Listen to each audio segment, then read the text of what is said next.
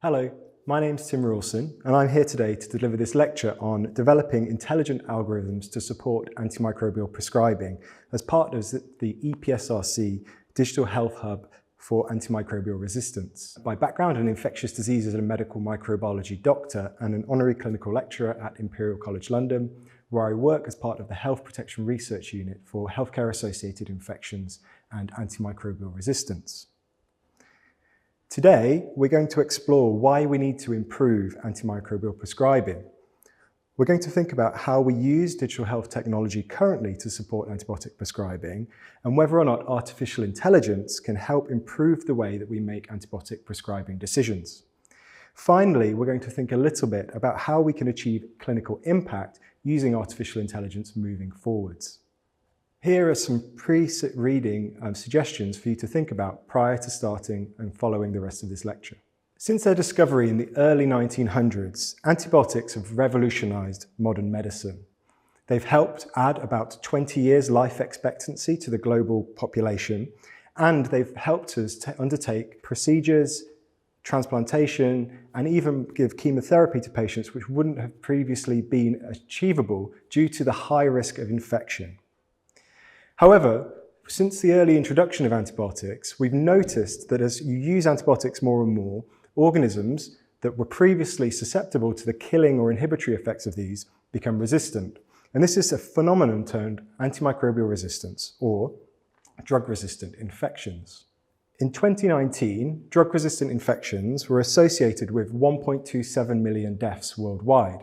That's more people dying due to antimicrobial resistance than malaria or HIV, for example. And if we don't curb the ongoing escalation and rise in antimicrobial resistance, it's been estimated that by the year 2050, up to 10 million people will die per year because of drug-resistant infections. That's more people than currently die globally due to cancer. If we want to try and address antimicrobial resistance, there are a number of modifiable drivers which we can try and correct.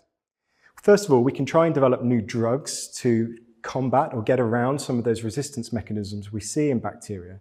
However, the pipeline of antimicrobial development has been slow, it's expensive, and it's extremely challenging.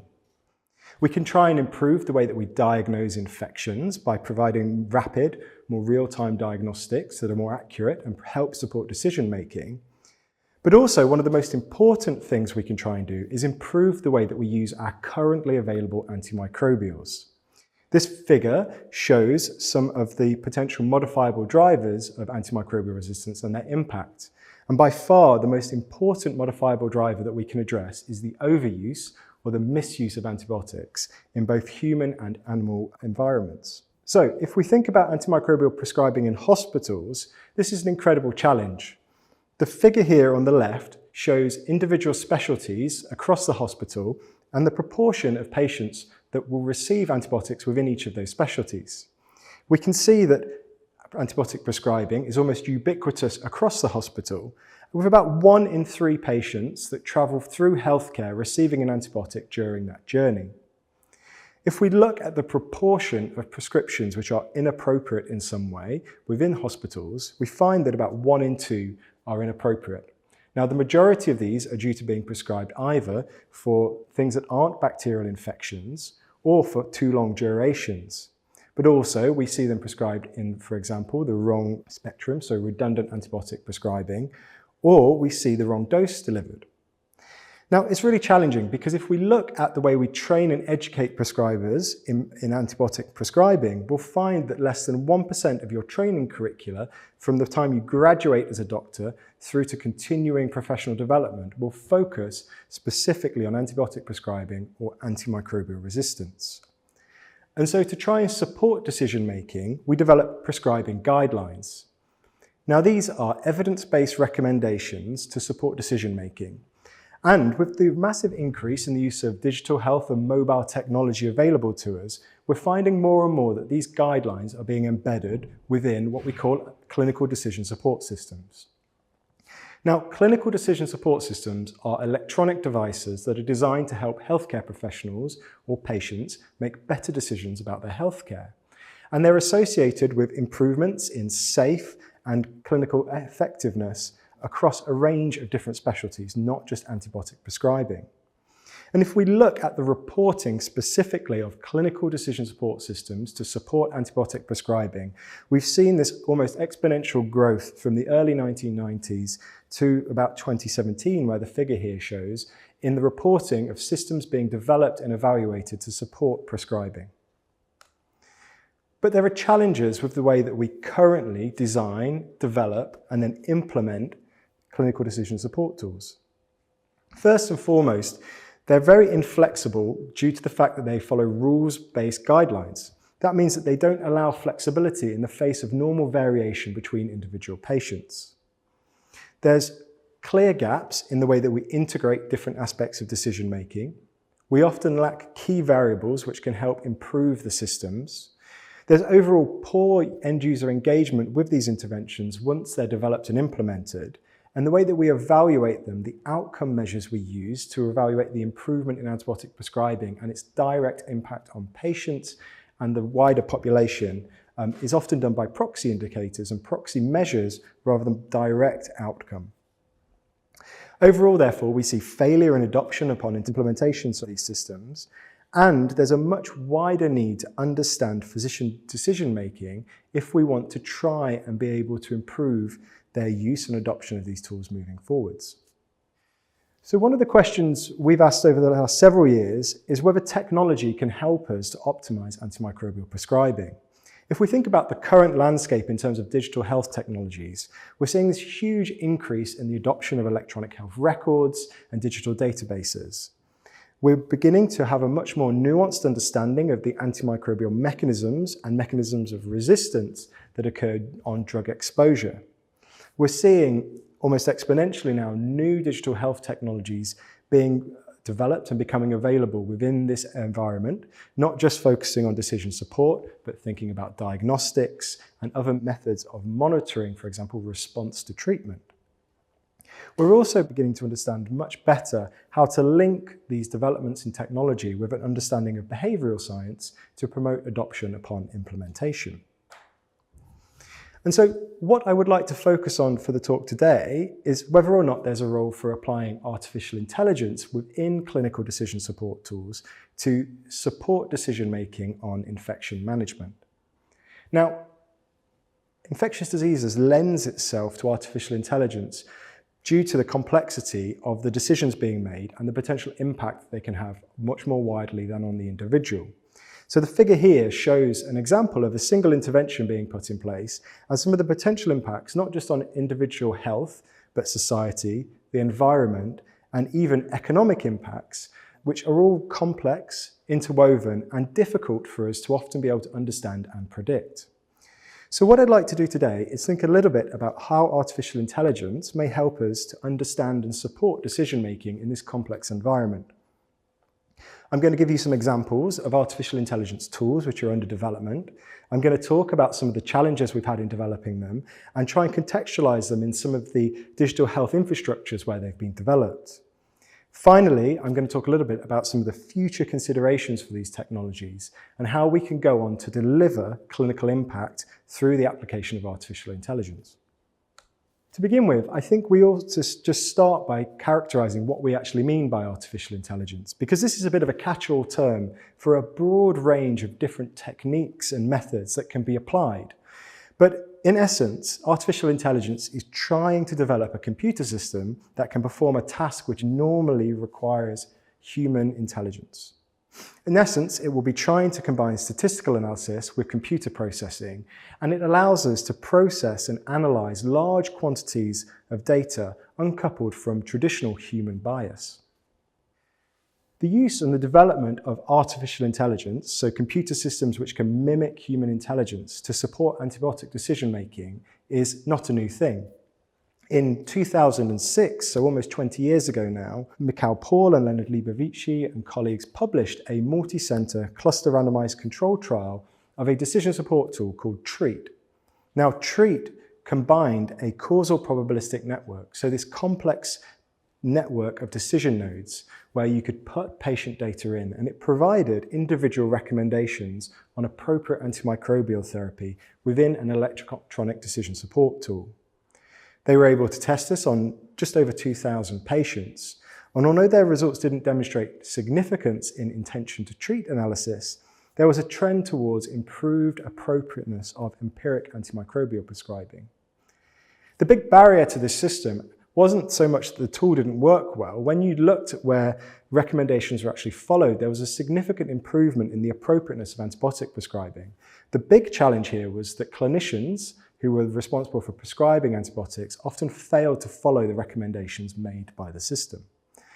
And this has been an ongoing problem that we've observed in the realm of clinical decision support systems and maintaining and achieving adoption upon implementation.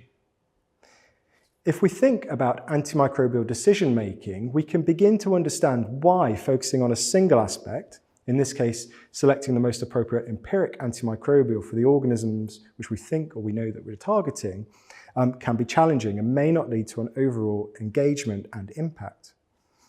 If we break down antibiotic decision-making, it's actually a complex set of decision nodes which we go through, which is quite fluid, it's quite dynamic, and it changes over time as we constantly get new information and are re-evaluating prior information which we've received. So we can begin to understand that there are individual factors and variables which drive decisions at each step and each decision node in that pathway. And so one of the questions is, what if we actually begin to provide better, more real-time information at each step in this decision-making pathway, rather than focusing on a single decision node? Would this allow us to provide better overall recommendations and achieve better overall outcomes than focusing on single aspects in isolation? One way that we can begin to start to think about this is developing integrated decision support systems. And so thinking about how we can use that data, which is either currently or going to be available to us from diagnostics, surveillance, individual or population level data, and deliver more individualized, more precise, and importantly, more dynamic decision support to optimize antimicrobial prescribing.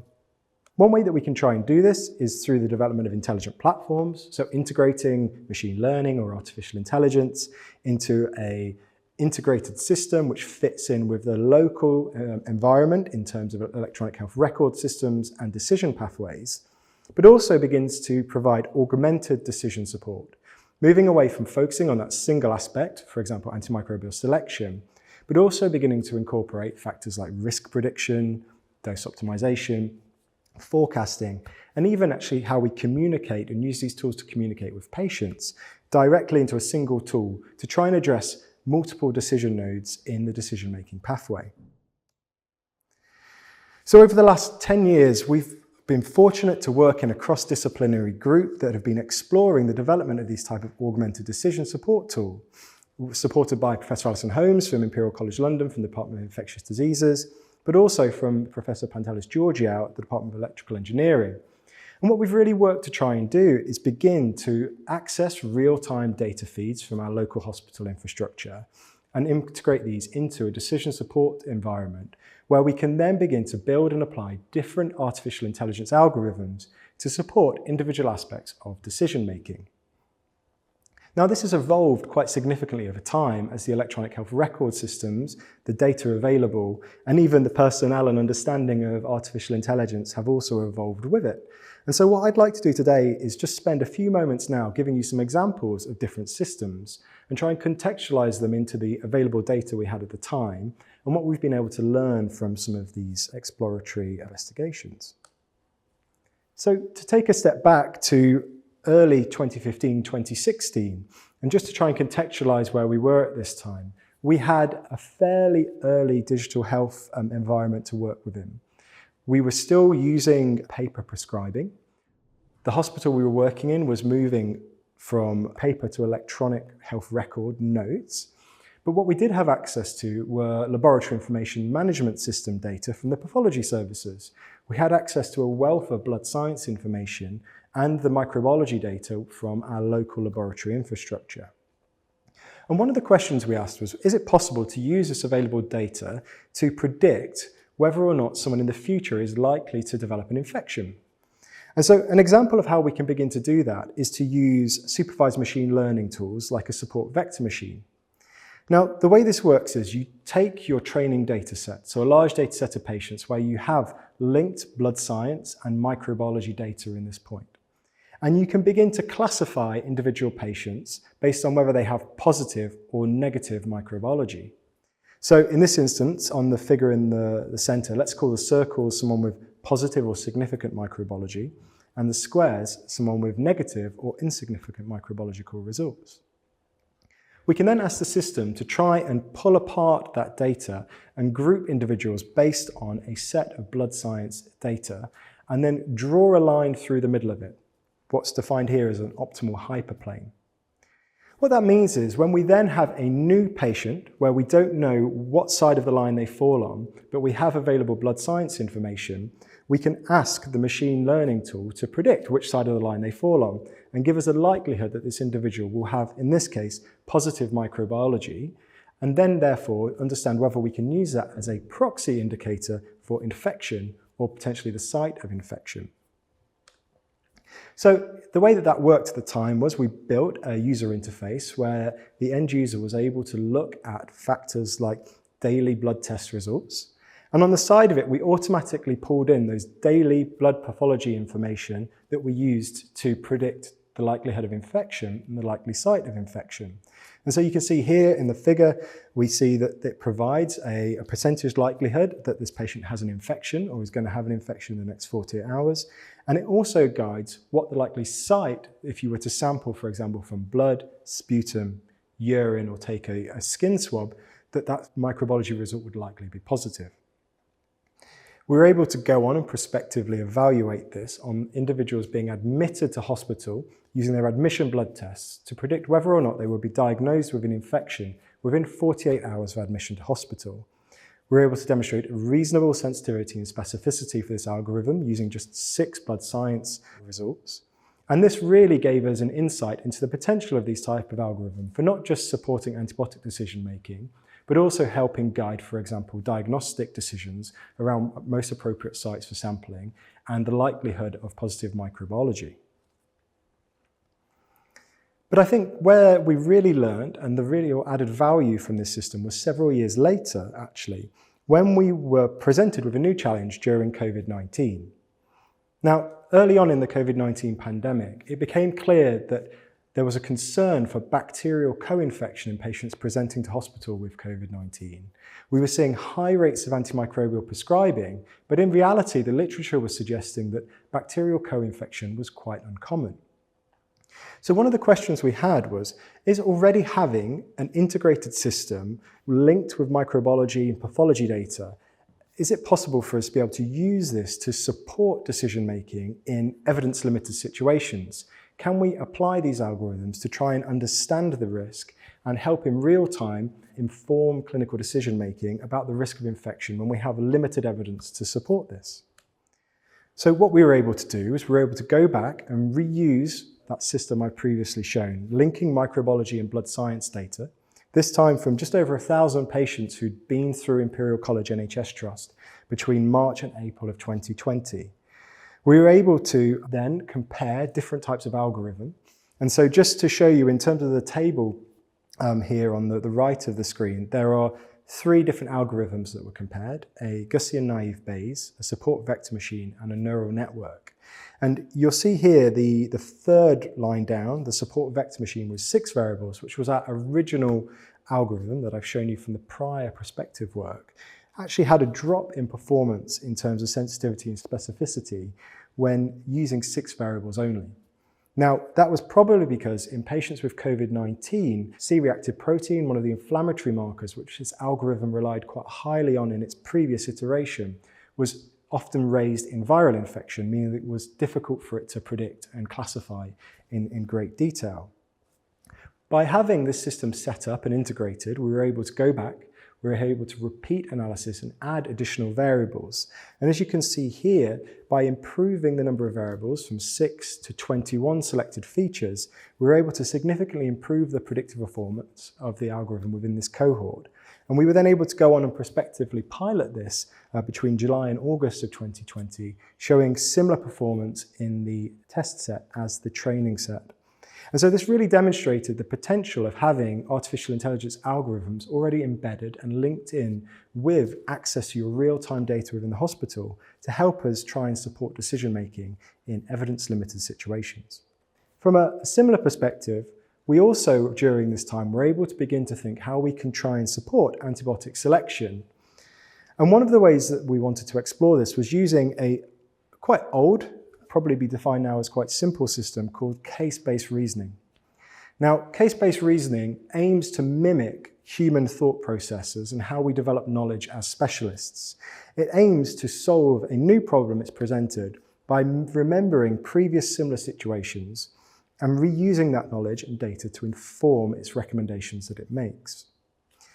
For this, we obviously needed more data than blood science and microbiology information.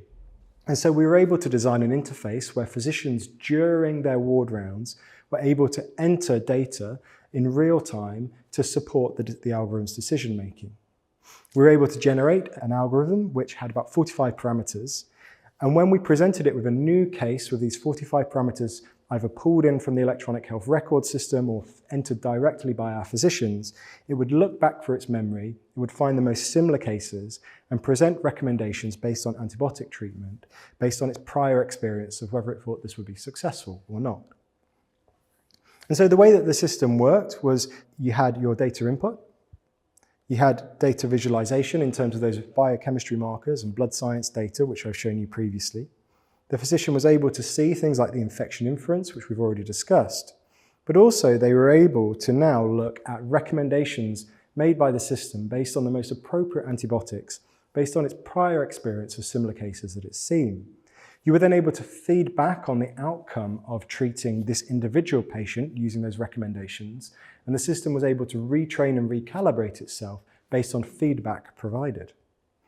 And actually, this was really interesting when this was prospectively evaluated because it demonstrated not only a high concordance with clinical practice in terms of appropriate prescribing, but we could begin to look at the antibiotic spectrum index, so the spectrum of antibiotic being prescribed, and demonstrate that although the recommendations were still appropriate in terms of that traditional sense, they were actually trending towards trying to prescribe narrower spectrum treatment than compared to what was happening in real-world practice. And so that was really where we got to by about 2020. And during 2020 to 2022, we were fortunate that our electronic health record systems and the data available to us massively expanded and matured. We began to get much better linked data sets, electronic prescribing had become online, and we also had access to a much broader range of electronic clinical notes as well.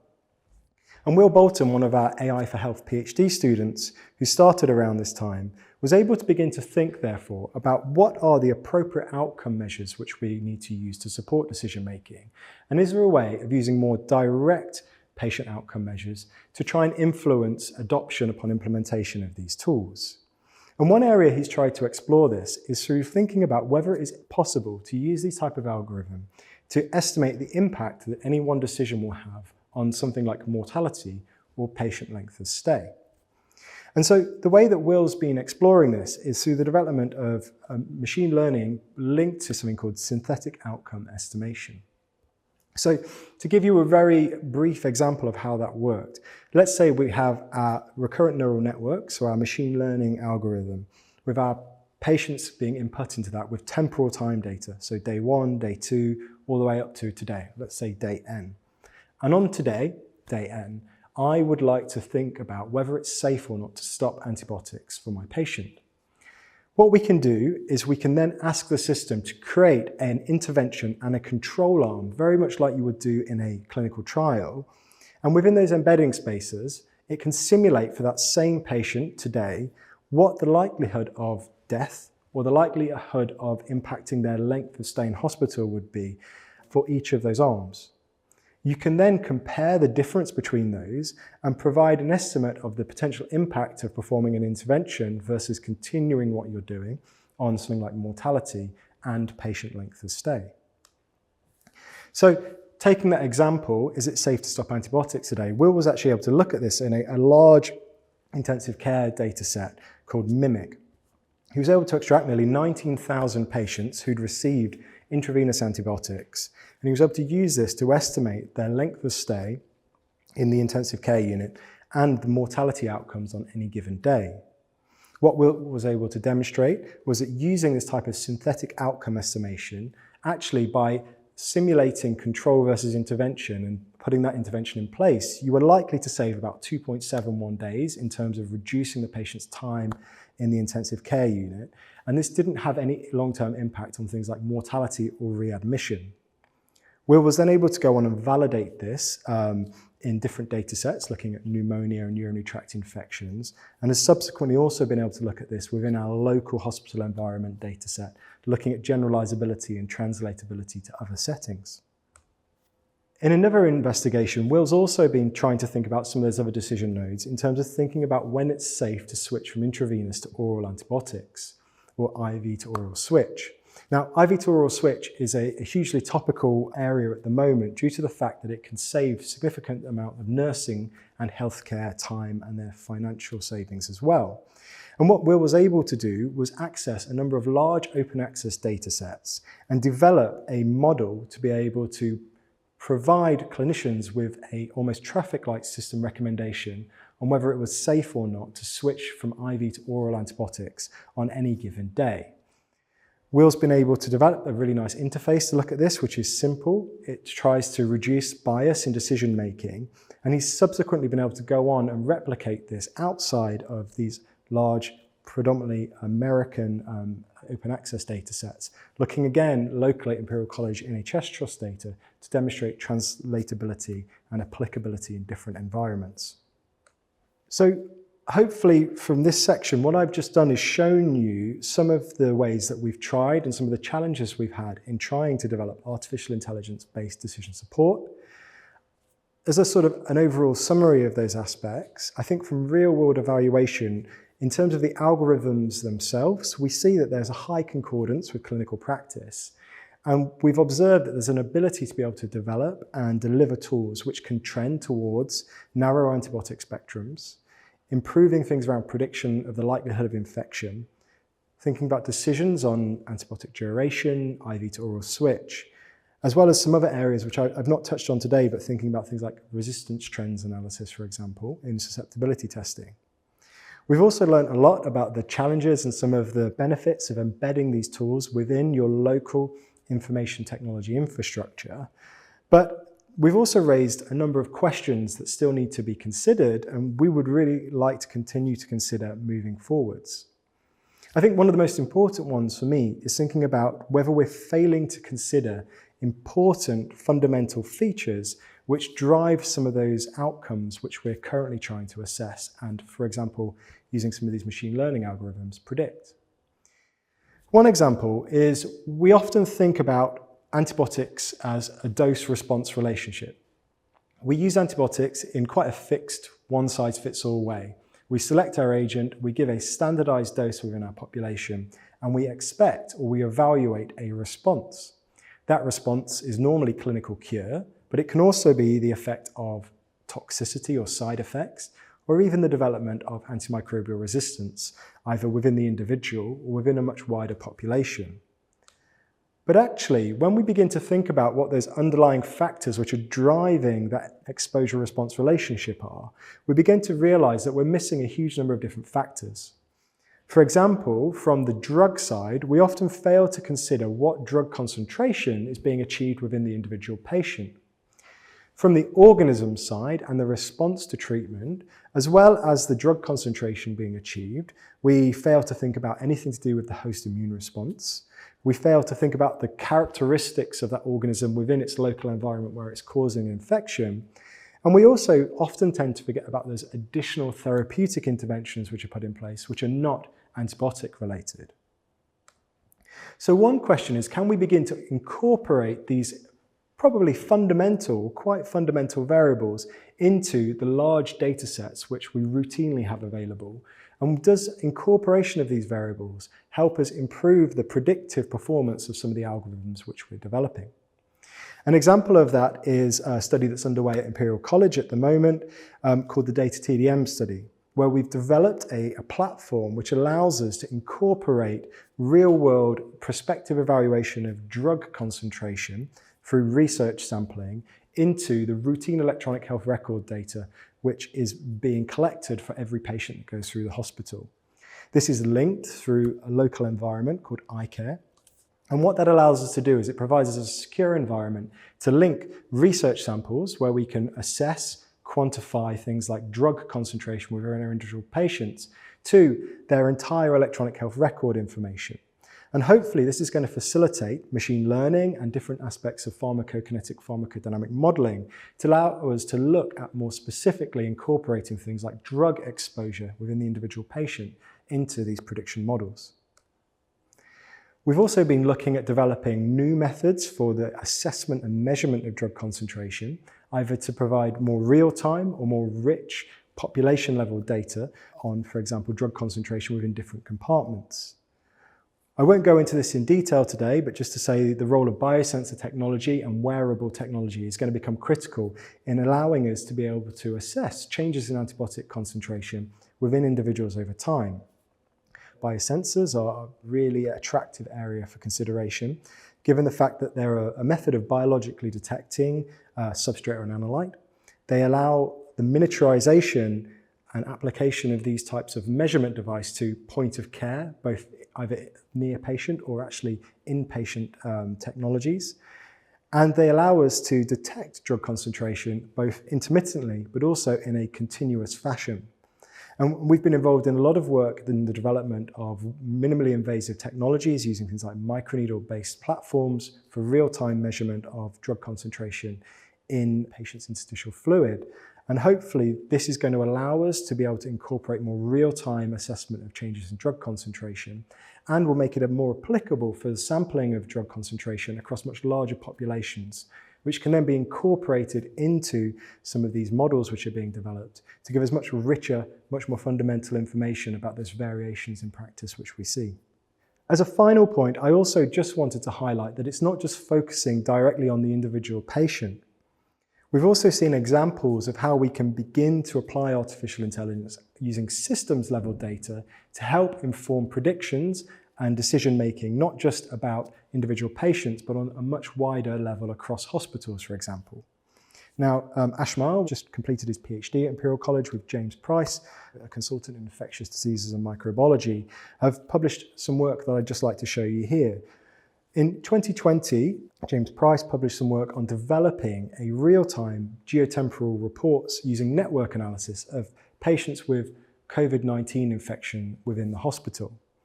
Now, the development of this real-time geotemporal patient contact network allowed Ash and James to begin to think about whether it's possible to incorporate this information into machine learning models, and whether the addition of these network analysis models can actually help improve the predictive performance, in this case, for predicting the likelihood of someone developing a hospital-onset COVID-19 infection. So what they were able to do was link together clinical information for individual patients with hospital contextual information like background rates of COVID-19, average patient length of stay, for example, but also incorporate the change in contact networks which occurred over time. They were able to train and test this information on a huge number of patients, both from within Imperial College NHS Trust, but also a hospital in Geneva. And an example of this we can see here in the figure. It shows the background contacts and infection rates of patients with COVID-19 between the first and second waves of COVID in 2020 and early 2021. And what you can see on the bottom of this figure is that change in contact networks which occurred during that time period. Now, the interesting thing here was James and Ash were then able to go and look at what adding this information to that routine clinical information actually did in terms of improving the predictive performance. And so what we can see here is that the full overall model performed very well in red compared to just the clinical information alone.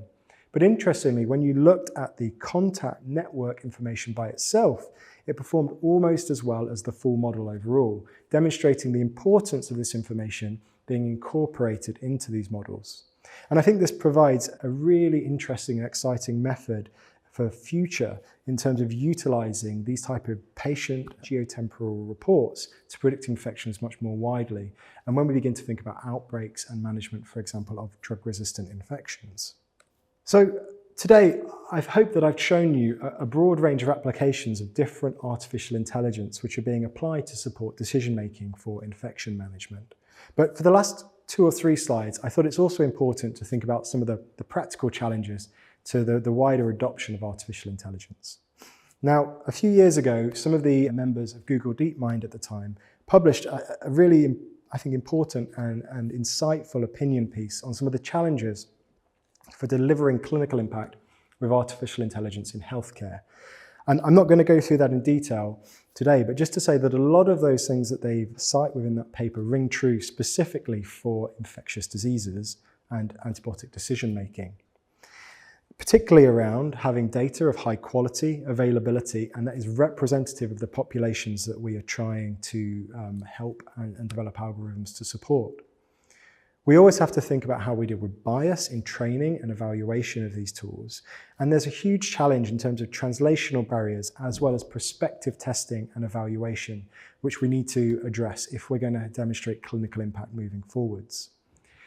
For infectious diseases as well, I've touched on it a little bit today, but there's also a real need for us to be much more robust in the outcome measures which we agree upon using and then implement when we are evaluating these type of technology.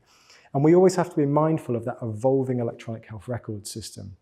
It's all very well trying to develop these type of tool in one simple environment, but actually by the time that tool has been evaluated, often the electronic health record system has matured massively. And it's making sure that systems are agnostic and flexible enough to cope with those changes during the development and evaluation phase. And so really my sort of takeaways for artificial intelligence to have clinical impact within our field are that first and foremost, the models that we develop are only going to be as good as the data we provide. And it's really important that we identify, define and agree upon some of the fundamental data which are needed to develop these models and then ensure that that's collected in a standardized fashion.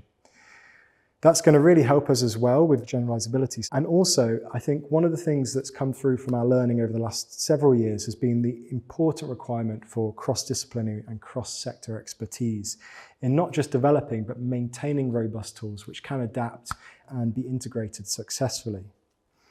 Finally, I also think that it's important for us to think and continuously be thinking about how we future-proof these tools to integrate different decision tools as they come out, for example, rapid diagnostics, and address some of the key regulatory barriers which we currently have in place to implementation and subsequent adoption. So, in summary for today, hopefully I have convinced you that there's an ongoing need for us to improve the way that we use antibiotics in healthcare. I think we currently underutilize digital health technologies, and there's a clear pathway for artificial intelligence to support us delivering more individualized approaches to antibiotic prescribing. However, as we've just discussed, there are several barriers which still need to be overcome to achieve clinical impact for these tools and ones that are developed in the future. I've put a few additional suggestions for further reading if you found this interesting and would like to read more on this. And very finally, it just leaves me to acknowledge the huge number of individuals who've been involved in the work that I've presented today, as well as funding organisations. And so it just leaves me to say thank you very much for taking the time to listen to this lecture today. And if you do have any questions, please do reach out. We're always happy to answer them. Thank you very much.